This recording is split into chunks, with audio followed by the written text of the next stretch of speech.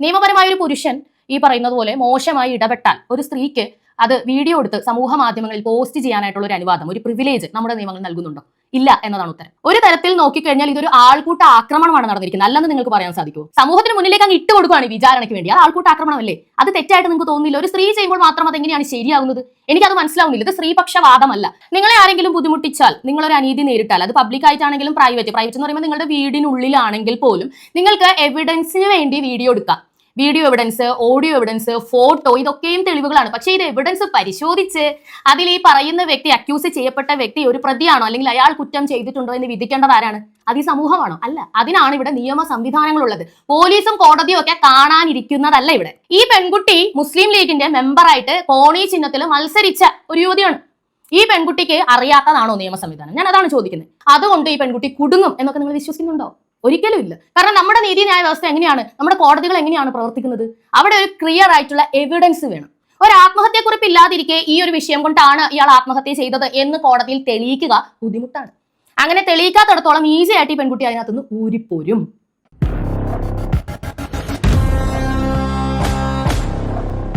ഇന്നത്തെ വിഷയം ഈ കഴിഞ്ഞ ദിവസം കേരളത്തിൽ നടന്ന ദാരുണമായ ഒരു ആത്മഹത്യയാണ്. ഒരുപാട് പേര് ഓൺലൈനിലൂടെ ഇതിനെതിരെ പ്രതികരിച്ച് രംഗത്ത് വരുന്നുണ്ട്. തീർച്ചയായും പ്രതികരിക്കേണ്ട സംഗതി തന്നെയാണ്.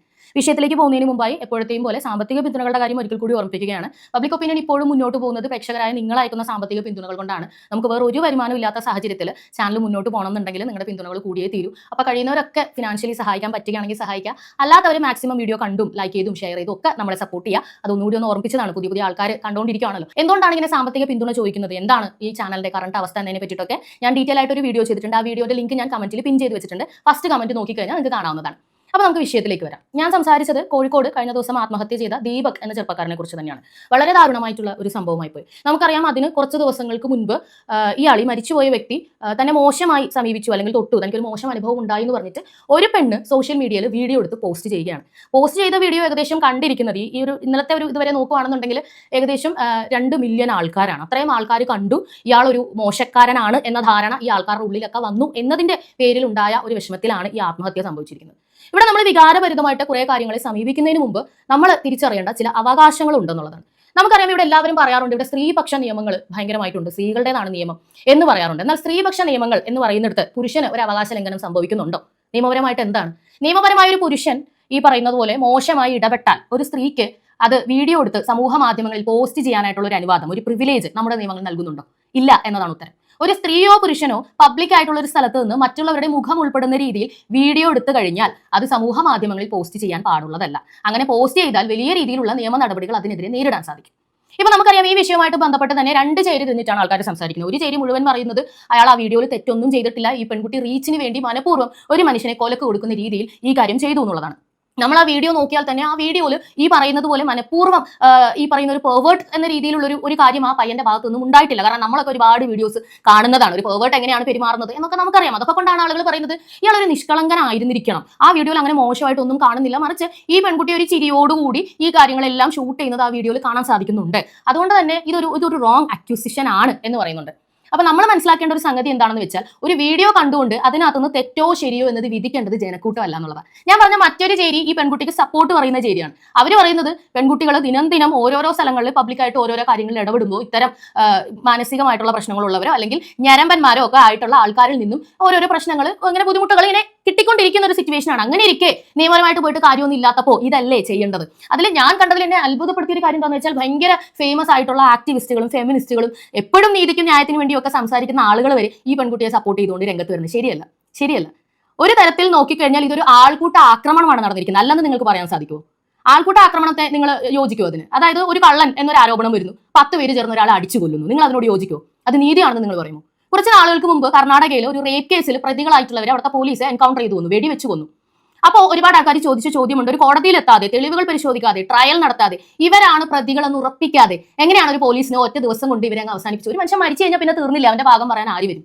അപ്പൊ ഇതിനെ നിങ്ങൾ ന്യായീകരിക്കുന്നുണ്ടെങ്കിൽ മാത്രമേ ഈ പെൺകുട്ടിയെ നിങ്ങൾക്ക് ന്യായീകരിക്കാൻ കഴിയൂ. കാരണം എന്താണെന്ന് വെച്ചാൽ, അതുപോലെ ഒരു മോശം അനുഭവം ഉണ്ടായാൽ നിയമപരമായി പോവുക എന്നതാണ് രീതി എന്നിരിക്കെ അത് ഷൂട്ട് ചെയ്ത് സമൂഹ മാധ്യമങ്ങളിൽ സമൂഹത്തിന് മുന്നിലേക്ക് അങ്ങ് ഇട്ട് കൊടുക്കുകയാണ് വിചാരണയ്ക്ക് വേണ്ടി. അത് ആൾക്കൂട്ട ആക്രമണമല്ലേ? അത് തെറ്റായിട്ട് നിങ്ങൾക്ക് തോന്നുന്നില്ല? ഒരു സ്ത്രീ ചെയ്യുമ്പോൾ മാത്രം അതെങ്ങനെയാണ് ശരിയാകുന്നത്? എനിക്കത് മനസ്സിലാവുന്നില്ല. ഇത് സ്ത്രീപക്ഷവാദമല്ല, ഇതൊരു വരട്ടുവാദമാണ്. സ്ത്രീ ആയാലും പുരുഷനായാലും ചെയ്യേണ്ട നിയമപരമായ കാര്യങ്ങളാണ് എപ്പോഴും ചെയ്യേണ്ടത്.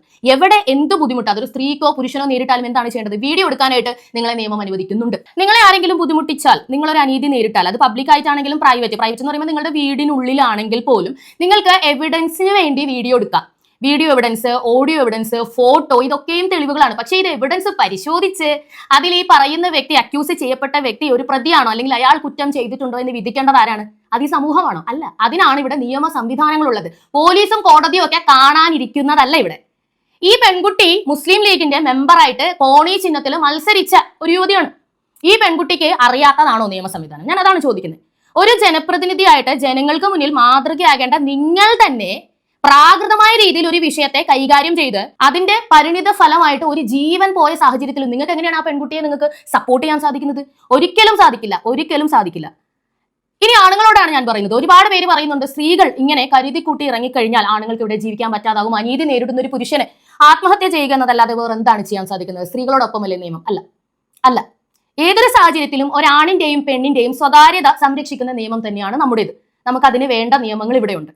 IT ആക്ടുകളെല്ലാം തന്നെ നമ്മുടെ സ്വകാര്യത ലംഘനം എന്ന രീതിയിൽ നമ്മുടെ ഒരു വീഡിയോ ഇൻസ്റ്റാഗ്രാമിലോ ഫേസ്ബുക്കിലോ ഒക്കെ വന്നു കഴിഞ്ഞാൽ നമുക്ക് ആപ്ലിക്കബിൾ ആക്കാവുന്ന സംഗതി തന്നെയാണ്. ഇപ്പൊ ഈ വിഷയം തന്നെ ദീപക് എന്ന് പറയുന്ന മനുഷ്യൻ മരിച്ചു കളയാതെ നിയമപരമായി ഇതിനോട് പോരാടുകയാണെങ്കിൽ മാനനഷ്ടം മുതൽ IPCയിലെ ഒരുപാട് വകുപ്പുകൾ ചേർത്ത് ഈ പെൺകുട്ടിക്കെതിരെ കേസെടുക്കാമായിരുന്നു. അദ്ദേഹം ജീവിച്ചിരുന്ന് പോരാടുകയാണെങ്കിൽ ഇത്ര ഈസി ആയിട്ട് ഈ പെൺകുട്ടിക്ക് ഇതിനകത്ത് രക്ഷപ്പെട്ടു പോകാൻ സാധിക്കില്ലായിരുന്നു എന്നുള്ളത്. കാരണം മാനനഷ്ട കേസ് എന്ന് പറയുന്നത് അത്രയധികം സ്ട്രോങ് ആയിട്ടുള്ള ഒരു കേസാണ്. ആത്മഹത്യാ പ്രേരണ കുറ്റമാണ് ഇപ്പോൾ ഈ പെൺകുട്ടിക്കെതിരെ എല്ലാവരും ചുമത്തിയിരിക്കുന്നത്. അതുകൊണ്ട് ഈ പെൺകുട്ടി കുടുങ്ങും എന്നൊക്കെ നിങ്ങൾ വിശ്വസിക്കുന്നുണ്ടോ? ഒരിക്കലും ഇല്ല. കാരണം നമ്മുടെ നീതിന്യായ വ്യവസ്ഥ എങ്ങനെയാണ്, നമ്മുടെ കോടതികൾ എങ്ങനെയാണ് പ്രവർത്തിക്കുന്നത്? അവിടെ ഒരു ക്ലിയർ ആയിട്ടുള്ള എവിഡൻസ് വേണം. ഒരു ആത്മഹത്യക്കുറിപ്പ് ഇല്ലാതിരിക്കെ ഈ ഒരു വിഷയം കൊണ്ടാണ് ഇയാൾ ആത്മഹത്യ ചെയ്തത് എന്ന് കോടതിയിൽ തെളിയിക്കുക ബുദ്ധിമുട്ടാണ്. അങ്ങനെ തെളിയിക്കാത്തിടത്തോളം ഈസി ആയിട്ട് ഈ പെൺകുട്ടി അതിനകത്തുനിന്ന് ഊരിപ്പോരും. അതിന് പകരം ഇതുപോലത്തെ റോങ് അക്യൂസേഷൻ നേരിട്ടവരാണ് അങ്ങോട്ട് ഇറങ്ങുവാണ് നേരിടാൻ വേണ്ടിയിട്ടെന്ന് വിചാരിക്കുക. അങ്ങനെ ഇറങ്ങുവാണെങ്കിൽ ഏതൊക്കെ വകുപ്പുകൾ കൊടുത്ത് നിങ്ങൾക്ക് ഇതാക്കാൻ കഴിയും? നിങ്ങൾക്ക് പോലീസ് സ്റ്റേഷനിൽ പോയിട്ട് നിങ്ങളുടെ സ്വകാര്യത ലംഘനത്തിന്റെ പേരിൽ IT ആക്ട് വെച്ചിട്ട് നിങ്ങൾക്ക് കേസ് കൊടുക്കാം, മാനനഷ്ട കേസ് കൊടുക്കാം. ഇനി പോലീസ് ഇത് എടുക്കാനായിട്ട് വിട്ടു എന്ന് വിചാരിക്കുക, പോലീസ് ഇത് സമ്മതിക്കുന്നില്ല. അതിനാണ് ഇവിടെ കോടതികളുള്ളത്. മജിസ്ട്രേറ്റ് കോടതിനെ നിങ്ങൾക്ക് സമീപിക്കാം. അങ്ങനെ നിങ്ങൾ കൊടുത്തു കഴിഞ്ഞാൽ ഇൻസ്റ്റാഗ്രാമിലേക്ക് അവിടെ ഒന്നൊരു നോട്ടീസ് പോകും, ഇത് സ്വകാര്യത ലംഘനമാണ്. അപ്പൊ തന്നെ ഇൻസ്റ്റാഗ്രാം ആ വീഡിയോ റിമൂവ് ചെയ്യും. FB ആണെങ്കിൽ ഫേസ്ബുക്ക് ആണെങ്കിൽ അവർ റിമൂവ് ചെയ്യും, യൂട്യൂബ് ആണെങ്കിൽ അവർ റിമൂവ് ചെയ്യും. നമ്മൾ ഈ ചാനലൊക്കെ നടത്തുന്നതുകൊണ്ട് നമുക്കറിയാം സ്വകാര്യത ലംഘനം എന്ന് പറഞ്ഞുകൊണ്ട് ഒരു പരാതി ഗവൺമെന്റ് അതോറിറ്റിയിൽ നിന്ന് വന്നു കഴിഞ്ഞാൽ ഈ പോർട്ടലുകൾക്ക് ഇതൊന്നും റിമൂവ് ചെയ്യാതെ വേറെ നിവൃത്തിയില്ല. റിമൂവ് ചെയ്യുന്നത് മാത്രമല്ല, അത് ഒന്നാമത്തെ ആക്ഷനാണ്. രണ്ടാമത്തെ ആക്ഷൻ മാനനഷ്ടമാണ്. മാനനഷ്ടം മാത്രമല്ല, എന്തൊക്കെ നഷ്ടം ഉണ്ടായിട്ടുണ്ടോ അതൊക്കെയും വെച്ച് BMSലെ പല നിയമപ്രകാരം കേസ് എടുക്കാനായിട്ട് കഴിവുള്ള ഒരു വക്കീൽ മാത്രം മതി. അങ്ങനെ ഒരു പെണ്ണിനെ മാനനഷ്ട കേസ് കൊടുത്തിട്ട് പ്രതിക്കൂട്ടിൽ കൊണ്ടുവരാൻ കഴിയുമോ എന്നാണോ നിങ്ങൾ ചിന്തിക്കുന്നത്? കഴിയും.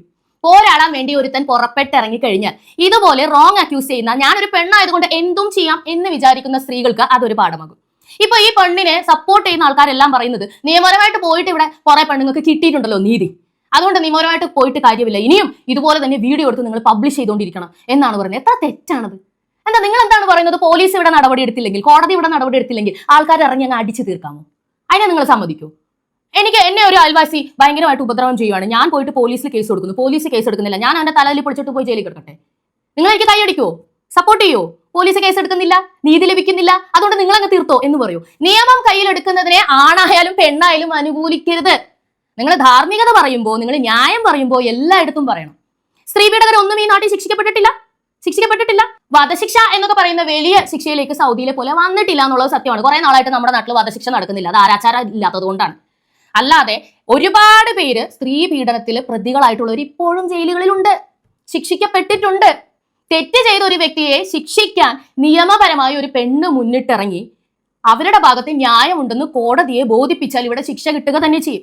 അങ്ങനെ നേരിടാനുള്ള മാനസിക ധൈര്യമാണ് ഓരോ സ്ത്രീക്കും പുരുഷനും നമ്മൾ കൊടുക്കേണ്ടത്.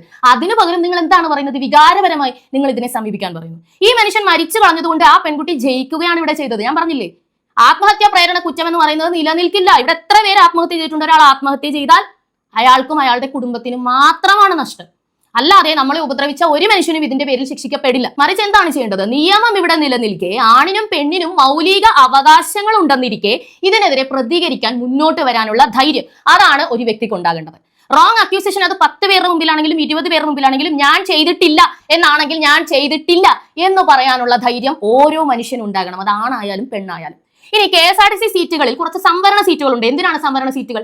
സംവരണ സീറ്റുകൾ നമ്മൾ നോക്കിക്കഴിഞ്ഞാൽ അന്ധർ, അതുപോലെ അമ്മയും കുഞ്ഞും, സ്ത്രീകൾ, വികലാംഗർ, ഇങ്ങനെ പലതുണ്ട്. ഇതെല്ലാം ഇവർക്കെല്ലാം നിന്ന് യാത്ര ചെയ്യാൻ ബുദ്ധിമുട്ടുള്ളവരാണെന്ന് പ്രാഥമികമായി നോക്കിയത് കൊണ്ട് ഗവൺമെന്റ് കൊടുത്തിരിക്കുന്നതാണ്. എന്തുകൊണ്ടാണ് സ്ത്രീകൾക്ക് അത് കൊടുത്തിരിക്കുന്നത്? ഇപ്പൊ നമ്മൾ പറയും ഈ ഈക്വാലിറ്റി പറയുന്ന സ്ത്രീകൾക്ക് എന്തിനാ സംവരണ സീറ്റ് എന്ന് ചോദിക്കും. സ്ത്രീ എന്ന് പറയുന്ന ഒരു ബോഡി, ആ ബോഡി പല സമയത്ത് ശാരീരികമായ പല ബുദ്ധിമുട്ടുകളിലൂടെ കടന്നു പോകുന്ന ഒരു ബോഡിയാണ്. ആർത്തവം, അതുപോലെ പ്രസവം, മെനപ്പോസ്, ഈ ഗർഭിണി ആയിരിക്കുന്ന അവസ്ഥ, ഇങ്ങനെ ഓരോ അവസ്ഥയിലും ഒരു സ്ത്രീക്ക് നിന്ന് യാത്ര ചെയ്യാന്ന് പറയുന്ന പല സമയത്തും ബുദ്ധിമുട്ടാണ്. പുരുഷന് അവന്റെ ജീവിതകാലത്തെ ഇത്തരം അവസ്ഥകളിലൂടെയൊന്നും കടന്നു പോകേണ്ടി വരുന്നില്ല. ആർത്തവത്തിലുള്ള ഒരു സ്ത്രീക്ക് ഇരിക്കാൻ കഴിഞ്ഞാൽ അതൊരു ആശ്വാസമാണ്. ഒരു ഗർഭിണിക്ക് ഇരിക്കാൻ കഴിഞ്ഞാൽ അതൊരു ആശ്വാസമാണ്. ഗർഭിണി എന്ന് പറയുമ്പോൾ 5-6 മാസമൊക്കെ കഴിയുന്നത് വരെ ഗർഭിണിയാണെന്നൊന്നും ചിലപ്പോൾ കണ്ടാൽ മനസ്സിലാവില്ല. അപ്പോൾ പോലും ഇരിക്കാനുള്ള സീറ്റ് അവർക്ക് അവകാശമാണ് എന്ന് മനസ്സിലാക്കി കോടതി കൊടുത്തിരിക്കുന്നതാണ്. ബാക്കിയെല്ലാം ജനറൽ സീറ്റുകളാണ്. നോക്കുക, പുരുഷന്റെ സീറ്റ് അല്ല, ജനറൽ സീറ്റുകളാണ്. ജനറൽ സീറ്റുകൾ സ്ത്രീക്കും പുരുഷനും ഒരുപോലെ അവകാശപ്പെട്ടതാണ്. ജനറൽ സീറ്റിൽ ഇരിക്കാൻ വേണ്ടി തയ്യാറാകുന്ന അല്ലെങ്കിൽ റെഡിയായി അവിടെ പോയിരിക്കുന്ന സ്ത്രീയും പുരുഷനും മനസ്സിലാക്കുക, ഈ സീറ്റിന് ഇത്രേ വലിപ്പമുള്ളൂ. ഇവിടെ ഒരു ആണും പെണ്ണും ഒരുമിച്ചിരുന്നാൽ അത് അറിയാവുന്നവരാണെങ്കിലും അറിയാത്തവരാണെങ്കിലും ശരീരം മുട്ടാതെ ഇരിക്കുക സാധ്യമല്ല. അപ്പോ ചില ആണുങ്ങൾക്കും, ഞാൻ പറയുന്ന പെണ്ണുങ്ങളെ മാത്രമല്ല, ചില ആണുങ്ങൾക്കും അപരിചിതർ വന്ന് ശരീരത്ത് മുട്ടുന്ന, ചിലപ്പോൾ വേർത്തിട്ടൊക്കെ വന്ന് മുട്ടുന്ന ഇഷ്ടപ്പെടാത്ത ആൾക്കാരുണ്ട്. നമ്മുടെ കംഫർട്ട് നോക്കി നമ്മൾ മാറി നിൽക്കുക എന്നുള്ളതേ ഇതിന് പറയാൻ പറ്റും. ഇത് സ്ത്രീകളോട് പറയുമ്പോൾ സ്ത്രീകൾ മാത്രം മാറി നിന്നാൽ മതിയോ എന്ന് പറയും. നോക്കൂ, എനിക്ക് ബുദ്ധിമുട്ടാണെങ്കിൽ ഞാനാണ് മാറി നിൽക്കേണ്ടത്. പിന്നെ ശാരീരികമായി ഇതുപോലെ അതിക്രമങ്ങൾക്ക് മുതിരുന്ന ആൾക്കാരെ നിയമപരമായിട്ട് കൊണ്ടുപോകാനോ നിയമപരമായിട്ട് ഇവർക്ക് നീതി വാങ്ങിച്ചു കൊടുക്കാനോ സമയമില്ലാത്ത ഒരു സ്ത്രീയാണ് നിങ്ങളെങ്കിൽ നിങ്ങൾക്ക് പ്രതികരിക്കേണ്ടത് അപ്പോൾ തന്നെ പ്രതികരിക്കുക. പല രീതിയിലും പ്രതികരിക്കാം. ഞാൻ ഒക്കെയും ബസ്സിൽ പോയിട്ടുള്ള വ്യക്തികളാണ്. ഞാൻ മഫ്ത ഇടുന്ന ഒരാളല്ല, പക്ഷെ എന്റെ കയ്യിൽ എപ്പോഴും ഒരു മഫ്ത പിൻ ഉണ്ടാവും. എന്തിനാണെന്ന് അറിയാമോ? ഇതുപോലെ കയ്യേറ്റം ചെയ്യുന്ന വ്യക്തികൾക്ക് കുത്തി കൊടുക്കാനാണ്. ഓരോ തവണയും പുതിയത് മേടിക്കണം. കാരണം ഈ സാധനം കുത്തി അങ്ങോട്ട് വെച്ചിട്ട് തിരിച്ചെടുക്കാൻ പറ്റില്ല. അപ്പോഴത്തേക്ക് അവർ പറക്കും. അത്ര വേദനയാണ്. മസ്താപ്പിന്റെ വലിപ്പം കണ്ടിട്ടുണ്ടോ നിങ്ങൾ? അപ്പൊ ഇതുപോലെ പെപ്പർ സ്പ്രേ, ഇതൊക്കെ എന്തിനാണ് സ്ത്രീകൾ കയ്യിൽ വെച്ചിരിക്കുന്നത്? അപ്പൊ പ്രതികരിക്കാനാണ്. എന്നെ ഒരാൾ തൊട്ടെങ്കിൽ അപ്പൊ കൊടുത്തേക്കുക. ഇനി അതല്ലാന്നുണ്ടെങ്കിൽ നിങ്ങൾക്ക് നിയമപരമായി പോയി ഇതിനെ നേരിടാനുള്ള ചങ്കൂറ്റം ഉണ്ടാവണം, ധൈര്യം ഉണ്ടാവണം. ആത്മധൈര്യം എന്ന് പറയുന്നത് ഇതിനകത്ത് ഭയങ്കര ഇമ്പോർട്ടന്റ് ആണ്. അല്ലാതെ വീഡിയോ എടുത്ത് അത് ജനങ്ങളെ കാണിക്കുക അല്ലെങ്കിൽ അതിങ്ങനെ പോസ്റ്റ് ചെയ്യാന്ന് പറയുന്നത് മോശം സംഗതിയാണ്. അങ്ങനെ ചെയ്യാൻ പാടില്ല. ഇപ്പൊ 3 വീഡിയോസ് ഇതുപോലെ വന്നിട്ടുണ്ടെന്ന് ഒരുപാട് പേര് എഴുതിയിടുന്നുണ്ട്. ഇതിന്റെ മറവി കൂടി സ്ത്രീകളെ അധിക്ഷേപിക്കാൻ പറ്റുന്ന രീതിയിലൊക്കെ അധിക്ഷേപിക്കുന്ന ആൾക്കാരുണ്ട്. ഒരു കമന്റ് ഞാൻ കാണിച്ചു തരാം. അതിനകത്ത് അയാൾ പറഞ്ഞിരിക്കുന്നത് ആർത്തവ പരാത ജീവികൾ എന്നാണ്. ആർത്തവ പരാത ജീവികൾ എന്ന് പറയുന്ന, പരാതജീവി എന്ന് പറഞ്ഞു കഴിഞ്ഞാൽ ഈ ബാക്ടീരിയനെയൊക്കെയാണ് ഉദ്ദേശിക്കുന്നത്, അല്ലെ? അപ്പം എന്തുകൊണ്ടാണ് ഒരു സ്ത്രീയെ ഇങ്ങനെ പറയാനായിട്ട് ഇയാൾക്ക് മനസ്സുണ്ടാവുന്നത്? ഇയാളുടെ അമ്മയ്ക്കും ആർത്തവം ഉണ്ടായിരുന്നു, അല്ലെ? ആർത്തവം ഇല്ലാത്ത ഒരു സ്ത്രീക്ക് കുട്ടി ഉണ്ടാവില്ല. അപ്പോ ഒരു സ്ത്രീ തെറ്റ് ചെയ്യുമ്പോൾ, ഒരു പുരുഷൻ തെറ്റ് ചെയ്യുമ്പോൾ നമ്മൾ മനുഷ്യത്വത്തിന് വേണ്ടി സംസാരിക്കണം. ഒരിക്കലും മൊത്തത്തിൽ അടച്ചാക്ഷേപിച്ച് നമ്മൾ സംസാരിക്കാൻ പാടില്ല. അതും ഒരു നീതിയുള്ള ഒരു സംഗതിയല്ല. ഞരമ്പന്മാർ ഇവിടെ ഉണ്ടെങ്കിൽ അവർക്കെതിരെ പ്രതികരിക്കാൻ പെൺകുട്ടികളെ സജ്ജരാക്കി വളർത്തണം എന്നുള്ളത് വലിയൊരു കാര്യമാണ്. ഒരു പാരന്റിങ് ഇഷ്യൂ കൂടി ഇവിടെ അഡ്രസ് ചെയ്യപ്പെടാതെ കിടക്കുന്നുണ്ട്. ഞാൻ അതിനെപ്പറ്റി പറയാൻ ആഗ്രഹിക്കുന്നു. നമ്മുടെ മകനോ മകളോ, അത് ഏത് പ്രായത്തിലുള്ളവരാണെങ്കിലും, അവർക്കൊരു ബുദ്ധിമുട്ടുണ്ടായാൽ, അവരെ ആരെങ്കിലും ഇതുപോലെ മാന നഷ്ടപ്പെടുത്തി അങ്ങനെ ഒരു സിറ്റുവേഷൻ ഉണ്ടായാൽ അവർ ആദ്യം വന്നത് നമ്മളോട് പറയാൻ തയ്യാറാകുമോ എന്നുള്ളത് ഓരോ മാതാപിതാക്കളും സ്വയം ഒന്ന് ചോദിക്കുക. നാട്ടുകാർ പറയുന്നത് കേട്ട് നിങ്ങളുടെ മോനെ അടിക്കാൻ നിൽക്കുന്ന അപ്പനും അമ്മയാണ് നിങ്ങളെങ്കിൽ നിങ്ങളുടെ മക്കൾ നിങ്ങളോട് പറയില്ല. അതിന് പോലും അവർ ചിലപ്പോൾ പോയി മരിച്ചു കളയും. ഈ വ്യക്തി അങ്ങനെയാണെന്നല്ല കേട്ടോ ഞാൻ പറഞ്ഞത്. അവർ വിചാരിക്കും നാട്ടുകാർ അടി കൊള്ളുന്നതാണ് ഇതിലും ഭേദം. അങ്ങനത്തെ ഫാമിലികൾ ഇവിടെ ഉണ്ട്. ഏറ്റവും കൂടുതലായിട്ട് ഒരു ആണിനും പെണ്ണിനും സുരക്ഷിതമായിട്ടുള്ള ഒരു ഇടം ഒരുക്കേണ്ടത് വീടുകളാണ്, മാതാപിതാക്കളാണ്. എന്ത് പ്രശ്നം ഉണ്ടായാലും നിന്നോടൊപ്പം ഞാനുണ്ട്. എന്റെ മകനാണെങ്കിൽ എനിക്ക് പറഞ്ഞു വളർത്താൻ കഴിയും. നോക്കൂ, നിന്നെ സ്ത്രീകളെ ബഹുമാനിക്കാനും സ്ത്രീകളോട് എങ്ങനെ പെരുമാറണമെന്ന് ഞാൻ പറഞ്ഞു കൊടുത്തിട്ടുണ്ട്, പറഞ്ഞു വളർത്തിയിട്ടുണ്ട്. എന്തുകൊണ്ട് അങ്ങനെ പറയുന്നത്? നിനക്ക് വികാരപരമായിട്ടുള്ള പല കാര്യങ്ങളും ഉണ്ടാവും, അത് അവർക്കും ഉണ്ട്. പക്ഷേ പൊതുസ്ഥലത്ത് ഇതെല്ലാം കൺട്രോൾ ചെയ്യാന്ന് പറയുന്നതാണ് മാനുഷികം. നമ്മൾ ആരും മൃഗങ്ങളല്ല.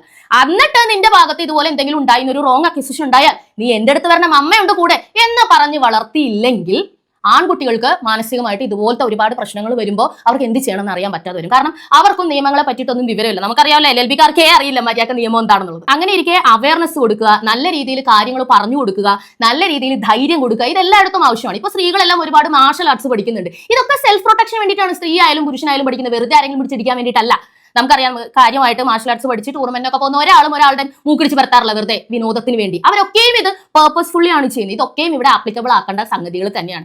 നോക്കൂ, സ്ത്രീകൾ വീഡിയോ എടുക്കൂ, ഇതുപോലെ പോസ്റ്റ് ചെയ്യുമെന്ന് പറയുന്നവരൊന്നും ഇതുപോലത്തെ വിഷയങ്ങൾ വരുമ്പോൾ നിങ്ങളെ സപ്പോർട്ട് ചെയ്യാൻ വരില്ല. അതൊന്നുമല്ല ശരിയായിട്ടുള്ള രീതി. 10 പേര് ചേർന്ന് നീതി തീരുമാനിച്ച് അടിച്ചു കൊല്ലുന്നതിന് ഒരു രീതിയിലും അംഗീകരിക്കാൻ കഴിയില്ല. സ്ത്രീ എന്ന രീതിയിലുള്ള പ്രിവിലേജ് യൂസ് ചെയ്ത് മറ്റെന്തെങ്കിലും ലാഭത്തിന് വേണ്ടി ആണുങ്ങളെ മനഃപൂർവ്വം അക്യൂസ് ചെയ്യുന്ന ആൾക്കാരെ നമുക്ക് അംഗീകരിക്കാൻ കഴിയില്ല. നമുക്കറിയാം, ഒരു അതിർത്തി തർക്കം ഉണ്ടായാൽ ഉടനെ ആ വീട്ടിലെ പെണ്ണിനെ കയറി പിടിച്ചു, അല്ലെങ്കിൽ പെണ്ണിനെ തുണി നോക്കി കാണിച്ചു എന്നൊക്കെ പറഞ്ഞ് കേസ് കൊടുക്കുന്ന നാടാണിത്. ഇതൊരു ആയുധമാക്കുന്ന ആൾക്കാരെ മുന്നിൽ കൊണ്ടുവന്നാൽ മാത്രമേ ആൾക്കാർ ഇത് നിർത്തൂ. എങ്ങനെ മുന്നിൽ കൊണ്ടുവരണം? നിയമപരമായി തന്നെ മുന്നിൽ കൊണ്ടുവരണം. ഞാൻ മുമ്പും പറഞ്ഞിരുന്നു, ഇവിടെ പാവക്കുളത്ത്, കലൂര് പാവക്കുളത്ത് ഒരു ലാൻഡിന്റെ ഇഷ്യൂ വന്നപ്പോൾ അതിന്റെ കേസ് കൊടുത്ത വ്യക്തി 60 വയസ്സിന് മേളിലുള്ള വ്യക്തിയാണ്. ആ കേസ് കൊടുത്തതിന്റെ പേരിൽ ഈ ലാൻഡ് കൈവശം വെച്ചിരിക്കുന്ന വ്യക്തികൾ പോക്സോ കേസ് കൊടുത്തു വ്യാജമായിട്ട്. അമ്മൂമ്മയും കൊച്ചും കൂടി പോകുന്ന സമയത്ത് ഇയാൾ തുണി നോക്കി കാണിച്ചു എന്നുള്ളതായിരുന്നു കേസ്. ഈ പറയുന്ന പോലെ അദ്ദേഹം അകത്ത് പോയി റിമാൻഡിലായി പുറത്തു വന്നു. ആ പോക്സോ കേസ് വ്യാജമാണ്, ഇന്നതുകൊണ്ട് കൊടുത്ത ഒരു കൗണ്ടർ കേസ് ആണെന്ന് അദ്ദേഹം തെളിയിച്ചുകൊണ്ട് എന്ത് സംഭവിച്ചു? വ്യാജ കേസ് കൊടുത്തവർക്ക് പിഴ കൊടുക്കേണ്ടി വന്നു, അല്ലെങ്കിൽ ജയിലിൽ പോകണമെന്ന അവസ്ഥ വന്നു. ഇത് വരും. നിങ്ങൾ പോരാടാൻ തയ്യാറായാൽ മാത്രമേ വരൂ. പോരാടിക്കൊണ്ടിരിക്കുക എന്ന് പറയുന്നത് ഈ ലോകത്തിൽ വലിയൊരു സംഗതിയാണ്. മനുഷ്യനും മൃഗത്തിനും സർവൈവൽ വാർ തന്നെയാണ് ഈ ജീവിതം. അപ്പൊ പോരാടുക. ഒരിക്കലും മരിച്ചുപോയ വ്യക്തികൾ അല്ലെങ്കിൽ ആത്മഹത്യ ചെയ്തവര് എന്താ പറയാ, അല്ലെങ്കിൽ അത് നല്ലതായി പോയി, അങ്ങനെ ഒരിക്കലും പറയരുത്. ഒരു മനുഷ്യൻ അവന്റെ ജീവിതം അവസാനിപ്പിക്കുന്നത് കൊണ്ട് അവനെ ചുറ്റി നിൽക്കുന്നവർക്കും അവനും മാത്രമാണ് നഷ്ടം. അപ്പോൾ എല്ലാവരോടും പറഞ്ഞു കൊടുക്കുക, എന്ത് പ്രശ്നം ഉണ്ടായാലും നമ്മളുണ്ട്. പിന്നെ സമൂഹത്തിനോട് എനിക്കൊരു കാര്യം പറയാനുള്ളത്, ഇതുപോലത്തെ വീഡിയോസ് വരുമ്പോൾ അത് ഇഗ്നോർ ചെയ്യാനും കൂടി നിങ്ങൾ പഠിക്കണം. ഈ 2.5 ലക്ഷം വ്യൂസ് എവിടെ നിന്നുണ്ടായി? ആരാണ് ഇത് കണ്ടത്? ആരാണ് ആ പെൺകുട്ടിയെ പരോക്ഷമായി പ്രോത്സാഹിപ്പിച്ചത്? അത് നിങ്ങൾ ഓരോരുത്തരും അല്ലേ? നിങ്ങൾ അതിലുണ്ടോ? ഉണ്ടെങ്കിൽ നിങ്ങൾ തിരുത്തുക. ഇതുപോലെ റീച്ചിന് വേണ്ടി ഓരോരുത്തർ ഓരോന്ന് കാണിച്ചാൽ നോക്കാതിരിക്കൂ. ഞാൻ ന്യൂസ് ചാനലുകാരുടെ കാര്യത്തിൽ പറയുന്ന അതേ കാര്യമാണ് പറയുന്നത്. ഈ വീഡിയോ കാണാതിരിക്കൂ. ഞാൻ ഇത്രയും പ്രശ്നം വന്നപ്പോഴത്തേക്ക് പോലും ആ വീഡിയോ കണ്ടിട്ടില്ല. ഇനി അയാൾ കയറി പിടിച്ചെങ്കിൽ പോലും അത് കേസാക്കാന്നല്ലാതെ അത് പോസ്റ്റ് ചെയ്യാനായിട്ടുള്ള അവകാശം ആ പെണ്ണിനില്ല. ഞാനായിട്ട് ഒരു വ്യൂ ആ പെണ്ണിന് കൊടുക്കില്ല എന്ന് ഞാനാ തീരുമാനിച്ചത്. ആ തീരുമാനം എടുക്കാൻ നിങ്ങൾക്ക് സാധിക്കുമോ? അങ്ങനെയാണെങ്കിൽ റീച്ചിന് വേണ്ടി ഇതുപോലത്തെ പേക്കൂത്ത് കാണിക്കുന്ന പെണ്ണുങ്ങളെ നിലത്ത് നിർത്താൻ നിങ്ങൾക്ക് സാധിക്കും. ആണ് പെണ്ണ് എന്നതിലുപരി ഹ്യൂമാനിറ്റി മുന്നിൽ നിർത്തി മാത്രം നമ്മൾ ഇതിനൊന്ന് നേരിട്ടാൽ മതി. തുടർന്ന് കാണുക പബ്ലിക് ഒപ്പീനിയൻ.